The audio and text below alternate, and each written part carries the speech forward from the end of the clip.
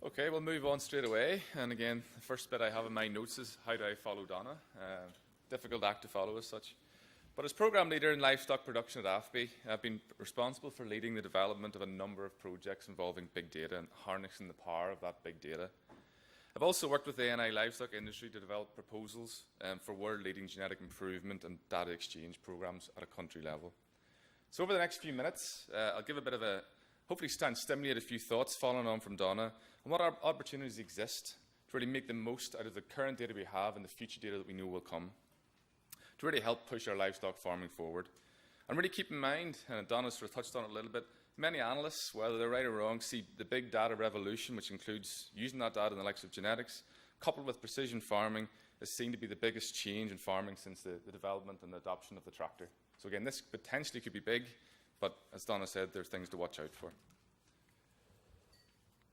So again, just a brief outline of the presentation. And first we're going to kick off, and what is big data?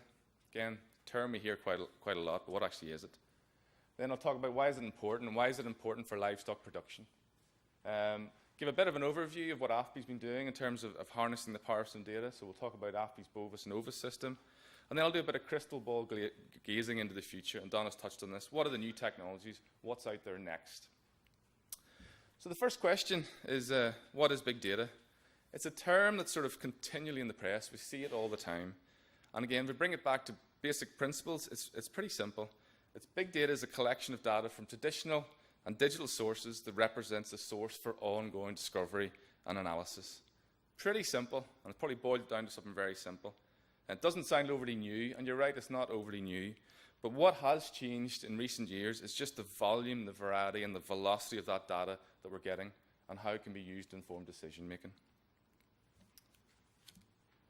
So again, this slide really just starts to talk on the 3 V's of big data. So we'll start off with volume, and then we move to variety. So in terms of volume, again, you'll see the bullet point on the top. It's estimated in the past 2 years, we've generated more data than the entire history of humankind. That's the scale of data we're working with. And again, if I sit back, and we're sitting in our chairs, quite comfortable here, and think about it, we're bombarded by data all the time. Again, I'm looking around here, I can pretty much see it pretty clearly from the front. How many in the room are looking at their emails or sending texts as I stand here? Again, the video, the audio that's been captured at the back of the room here could amount to terabytes of information or data. Again, just as a bit of trivia, the first tweet went out in March 2006, and it wasn't until 2009 it hit its billionth tweet. Now it takes less than 2 days to get 1 billion tweets. That's the scale we're starting to put out. And all this data generation, and Donna touched on it, really requires computing power and storage. But as you can see in the photograph, and difficult with multiple screens, on the one side of the photograph you'll see what we had back in the 1950s. Again, that piece of equipment could store 3.75 megabytes and weighed almost a ton. Not too many of us want to carry that in our back pocket. Again, if you look at the other side, where have we moved to? These new units are holding almost 4 million times the amount of data, weighing less than 1 kilo and a fraction of the cost. That's the developments that are coming forward. I'll just put a bit of trivia up on the bottom too. In an internet second, this sort of links to speed as well. We generate almost 65,000 Google searches. And again, we start looking at emails, there's 2.7 million emails in every second. And again, I think I probably get most of those. Again, we start looking at the variety of data we're starting to handle and generate. It's really dramatically changed and continues to change. We've got satellite imagery, we've got GPS, we've got video capture, we've got thermal image, we've got audio capture, and that's just the tip of the iceberg. And I know John will maybe touch on some other types of visual technology. Again, back in 1986, only 1% of the world's capacity was in a digital format. Move that forward, 1993, we're at 25%. But then you look at year 2000, it's jumped to 97% of the world's storage is in digital format. So again, we're really pushing on, and things have changed. Internet access is now widespread. Again, with the vast majority having mobile devices, and again, we're using them as we sit here, we're both collecting and communicating in a wide range of data types. 70% of the world and 96% of the European population between that 15, 24-year-old bracket are on the internet. So again, it's pretty much widespread. Again, many of us in the room will have sensor technology strapped to our wrists. And again, this spreads out across multiple industries. Take, for example, our mobile phones. A modern phone will have 10 plus sensors inbuilt inside it. Again, some of the new companies have been really clever at putting them all into one package. But these sensors range from heart rate monitors, accelerometers, gyroscopes, compasses, etc. And we don't really know what's happening, but that technology is now spread across multiple industries. Scale that up at a global level, that's the sort of variety of data we're working with and volume. If you move that forward and start to think about velocity, and the velocity of both that, what data is generated at and communicated to and then required to inform decisions is totally transformed. We have instant telemetry and sensing from our automobiles, and that's allowing us to really get autonomous driving. And we can already see that filtering through into new developments in the agricultural world in terms of automated tractors, planting, etc. This real-time sort of generation of data has mirrored really cultural changes in the shift to instant answer and response generation. No longer are people prepared to wait. We don't wait. You know yourselves, we constantly want the answer there and then. This change has really been facilitated by a big upscale in IT developments, and that includes things like cloud computing, wireless technologies, and the continual jump in processing power, which Donna mentioned as well. Again, just as examples, and the apologies for some of my drawings, just of sheer speed of data. So on one side of the slide, you'll see my very artistic drawing of the calf house at AFBI Hillsborough.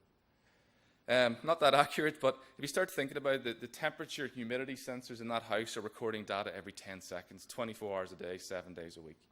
Move across the image and you'll start to see the boluses that are within the stomachs of our beef cattle are recording that environment almost 100 times a day. Again, scale it up to a herd level. Again, move that forward again and look into the animal on the far side. Our rumination collars, you'll see the little band on its nose, are recording almost 1.5 million data points per day in the Hillsborough herd.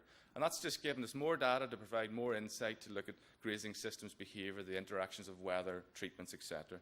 Really to help develop new modern grazing systems. But we start to think about how has livestock data been viewed in the past? And this sums it up quite well in this picture. Very disorganised, very chaotic, very unstructured and very disconnected. No real structures to it, really. And this would really match my experiences, and I suspect many in the room when they visit farms. I typically get two responses from farmers in this area. You either get the response where I have multiple pieces of data, but I don't really know how to use it effectively. I've got data overload, the systems aren't integrated, and there's a lack of solution generation. There's just data for data's sake. It's not delivering anything. The second sort of answer I quite often get is I have very limited data. I usually get it on paper form. It requires a lot of time to turn it into something useful and interrogate it, and I don't really have the skills to do that. So there are two different contrasting views about data in our ruminant world as such. What sort of data are we actually talking about? Again, I've touched on big data at a sort of general scale, but what are we talking about in the livestock scale? So again, we might not realise it, but the amount of data we're generating, and this is just a bit of a snapshot of some of the information or data points that are coming out of our livestock industry, particularly the ruminant livestock industry. In the top left, we have satellite technology already developing very high quality maps such as that we use for our land-based payments. And again, I think John will touch on that later. With developing satellite imaging technology, we're now able to monitor, we potentially have the ability to monitor forage quality, quantity, and with GPS, not only track, but also virtually fence where the animals are on your farm. That's the technology that's coming. Are we aware? We're all aware that the Northern Ireland weather is constantly changing. We've experienced that over the last number of weeks. And so the environmental conditions within our livestock housing, that changes with the weather. But this data has not only been collected and generated by the Met Office and the likes of AFBI researchers, but producers are very much part of that picture, and they're collecting data. So, for example, the AFBI Agri-Research Grass Check project involving 40 farmers across the country are generating 500,000 data points per week. That's the scale we are now working with. Information relating to soil samples, diet quality, quantity offered, the nutrients we have in terms of artificial and organic and inorganic fertilizers. These are all types of data being generated day and daily, and we don't really know it, we don't really appreciate it. Start thinking back to maybe what Robert was talking about. We have almost 24,000 farm businesses in the ruminant sector, and AFIS holds invaluable livestock inventory data at very, very high detail. And following from Donna, each of these animals have their genetic capability coded in their DNA. The big question here is, are we fully using all of this data to its full potential? Again, if we start to look about what do we collect about the animal itself? So that was the input data. What are we collecting about the animal itself? Traditionally, this has been an area of weakness, but it's changed rapidly and continues to change. Whether, very simply, on the left-hand side of the slide there as such, whether we're recording it in a notebook or collecting it on a computerized system, we've on-farm events such as calving, breeding, veterinary treatments, which very, very important to have within a database system.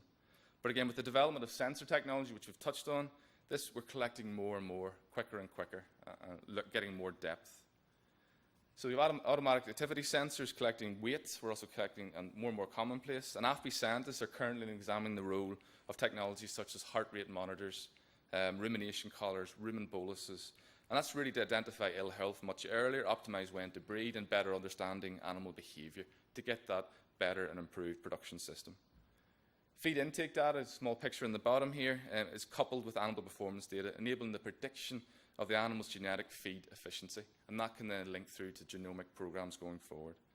And with robotic milking at the top corner there, we're getting more and more data constantly, day and daily, which is really helping to guide and management and breeding decisions.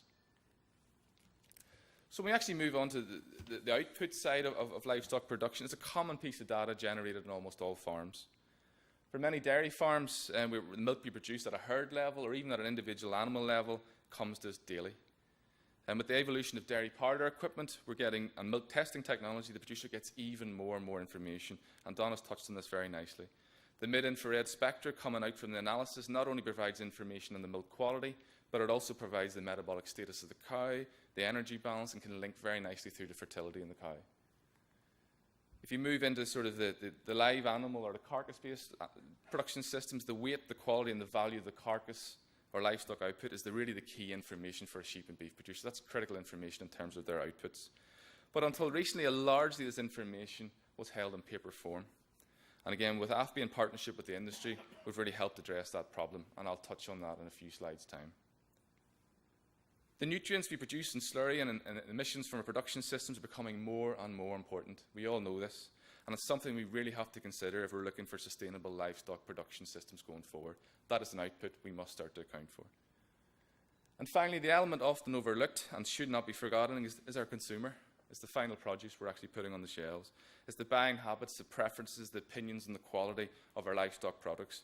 They're really, really, really critical, and how those products actually link through to human health and well-being. And that's something that's often overlooked and we must include when we're thinking about our outputs from our production systems. So again, hopefully I've maybe dwelled on the point a little bit, just trying to emphasise we have lots and lots of data. It's continually being produced across our farming systems. And whether you realise it or not, we are using it to make decisions. With big data, we just have more data now, and it's coming from more sources, and it's coming through to us even quicker. And we're now trying to make decisions on a much quicker basis. In terms of AFBI, we've really been building our expertise on driving developments and how we integrate all those different types of data sources together, and also how we analyse and provide insight from that information there. That hopefully then leads through to sort of thought and insight and innovation, leading to positive impacts at the farm and industry level. So again, over the next few slides, I'll just give a flavour of some of the expertise within the context of developing the Bovine Information System, or Bovis. But just before I get into Bovis, this was a slide actually I came across a few weeks ago when I was in New Zealand, and it really illustrates and summarises big data in livestock farming very nicely. It was provided by the group leading the Data Exchange Hub in the Netherlands, which is very much about connecting data for the greater good of the industry, and it's a real soil-to-society approach. Importantly, hopefully I'll zoom in here, you'll see that, it takes on board the principles of sustainability right at its heart. And it's often referred to as the 3 Ps, and again, apologies for the quality of the picture, but that is the people, the profit, the planet. And it's the integration of the data, the insight, and the analysis provides that holistic improvement in sustainability.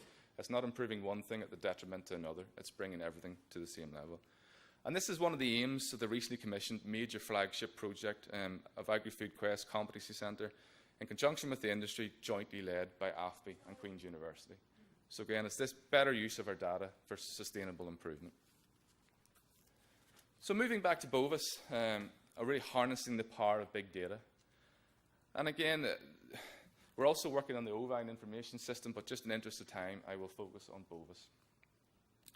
So again, many of you have heard me present about Bovis in the past, but in summary, it's an AFBI-designed system to integrate the existing beef supply chain, integrate the data that's flowing within that current supply chain, and with the analytics and insights we can then make better decisions both at the industry and the producer level. So just to give an idea of the scale, we have over 4.5 million animals in the database currently, representing 72 breeds, almost 2,000 breed combinations, almost 15,000 sires, and again with the new developments in our sire recording system, that will hopefully increase in the future. And that represents almost 1.5 billion tonnes of beef output. So again, scale of that over time really helps us develop and deliver comprehensive reviews, forecasting tools, and what-if modelling situations. Again, that information also helps to inform breeding decisions, our policy decisions, going forward to meet the market demands in an efficient manner. From its conception, Bovis was also designed to potentially form the framework of future genetic improvement programs, as Don has touched on. Again, if we look at the sort of producer level, Bovis is an information bureau, delivering a growing suite of applications. And over in the next few minutes, I'll just touch on those in red, namely the carcass benchmarking tool, the inspect calculator, and the antemortem postmortem tool. So if we start looking at the beef industry, keeping it quite high level at this stage, technical efficiency is directly linked to the competitiveness of the industry. And it's a really key tool to battle market volatility, and we know that's something that we're having to deal with more and more. And we know there's significant room to improve within the beef sector. We simply look at our age at first calving at over 390 days. We look at our age of calving interval over 390 days, age of first calving beyond 29 months.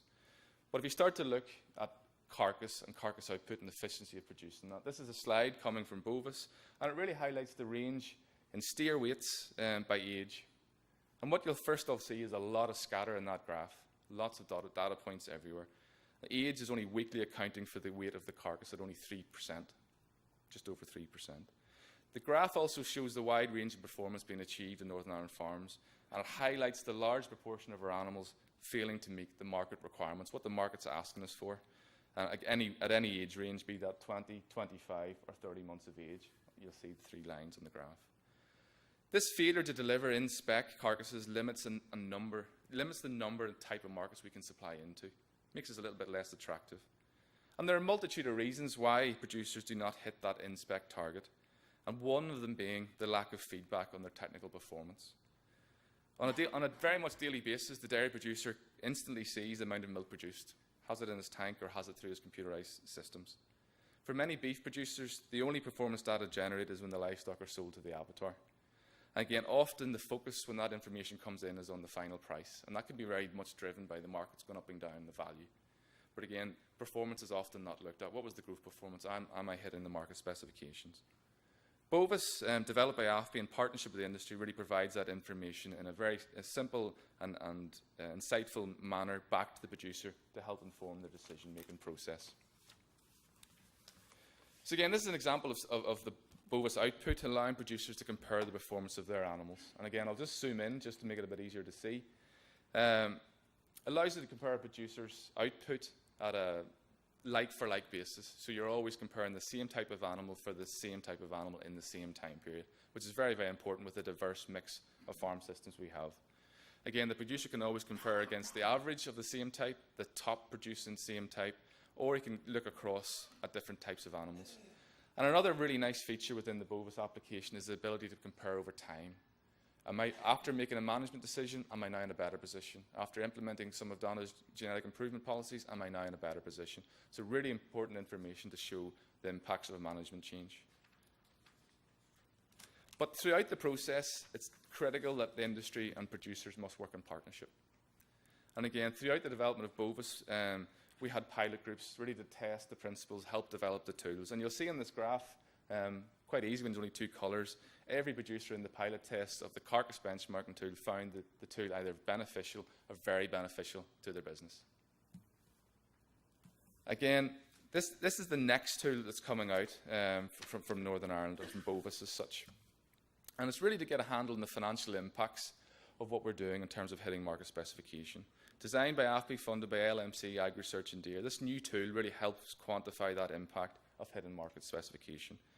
Again, a little bit tricky to sort of maybe go through in detail on the stage here as such, but in this example, the centre here is the in-spec weight range. and we 46.7% of our animals were hitting the in-spec, and this is very much an example piece of data. Almost 40% of those animals were overweight.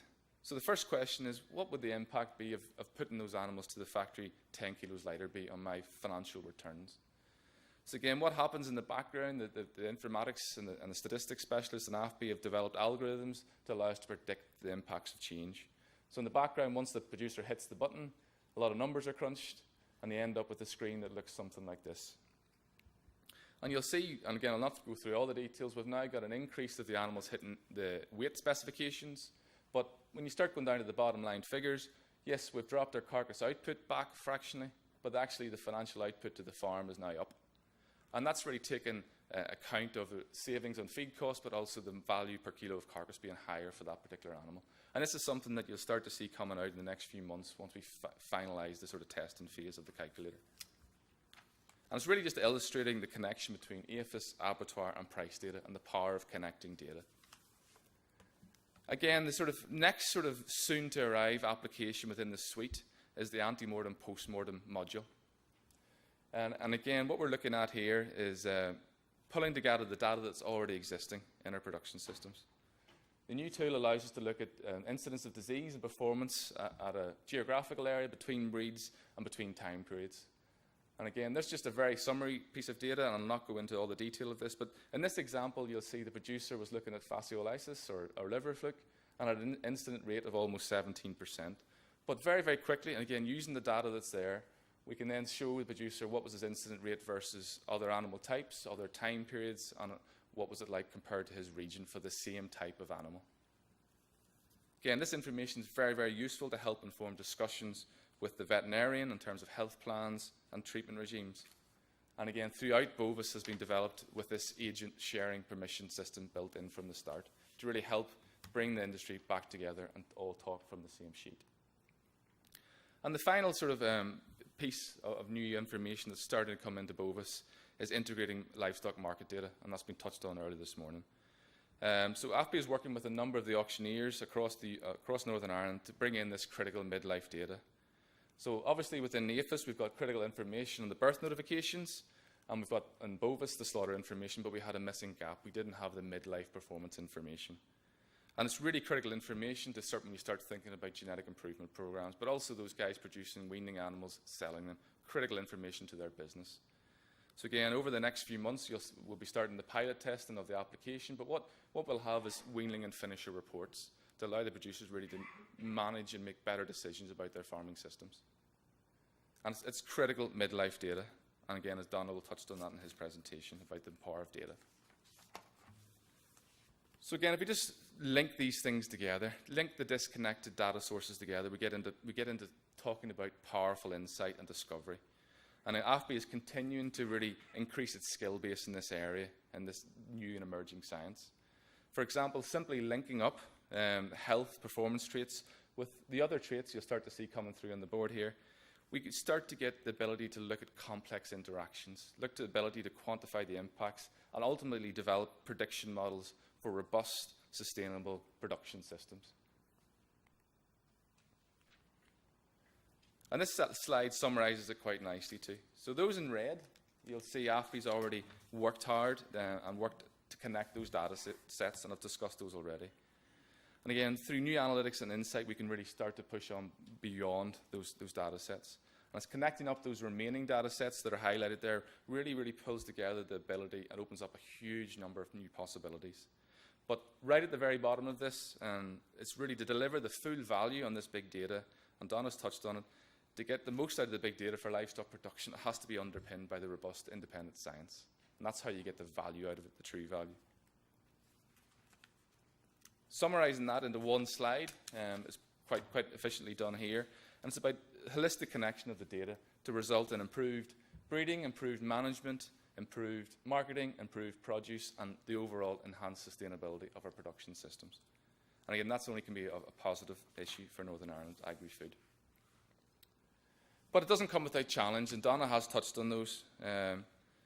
We all have to consider issues relating to data accessibility, sharing, and the new sort of general data protection regulations that we know are all coming our way. So it's something we have to look out for. Other countries haven't shied away from this challenge. So, for example, in the US, the Big Data Coalition have really set the principles in data ownership, data collection, availability, security. So they're confronting the challenge and taking it head on. With a multitude of data sources, data types that we discussed, the recording and reporting standards become very critical. We've got to talk the same language. It's like having a dictionary. We've got to be talking the same language. But with big data comes the need for computing and processing power and storage technology. But again, I don't see this as the biggest issue. I actually see probably sourcing the expertise and the ability to use that data and turn that into something useful. It would be critical. Again, globally, there's a shortage, with the best often attracted to other industries. So how do we make this type of work very attractive to both attract the best and retain the best in our industries? Again, these are some of the challenges being taken forward by the newly formed Agri-Metrics Innovation Centre in the UK. And AFBI led NI's input into this development of the Agri-Metrics and is a current member of the Network of Excellence, providing both technical and domain expertise at the UK level.